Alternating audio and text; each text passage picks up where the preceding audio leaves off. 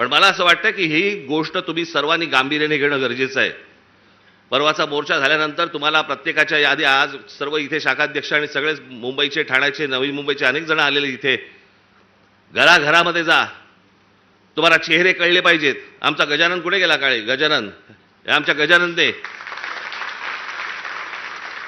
काल एक गोष्ट शोधून काढली. तिकडे नवी मुंबई महानगरपालिकेचे आयुक्तांच्या बंगल्यावरती आयुक्ताच्या बंगल्यावरती 550 मतदारांची नोंदणी आहे. नवी मुंबई महानगरपालिकेच्या आयुक्ताच्या बंगल्यावर.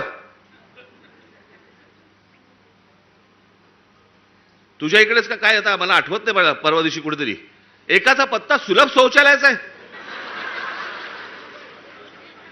चला, बसला असताना सही घेतली काय?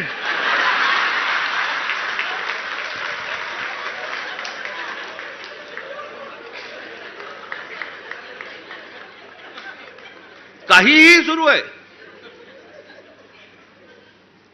आणि मला असं वाटतं हा काही पोरखेळ नाहीये. हा आमच्या सर्वांच्या आयुष्यातली प्रत्येकाची 5-5 वर्ष जात आहेत. मी नेहमी सांगत आलो, माझा पुनर्जन्मावरती विश्वास नाहीये. या जन्मामध्ये ज्या काही गोष्टी आहेत तुमच्या, या महाराष्ट्राचं भलं झालं पाहिजे, या महाराष्ट्राचं काही चांगलं झालं पाहिजे, याच्यासाठी म्हणून मी स्वप्न पाहतोय, तुम्ही स्वप्न पाहतात. आणि त्या स्वप्नांची जर राख रांगोळी जर समजा ही मशीन्स करणार असतील, काय उपयोग आहे निवडणुकांना?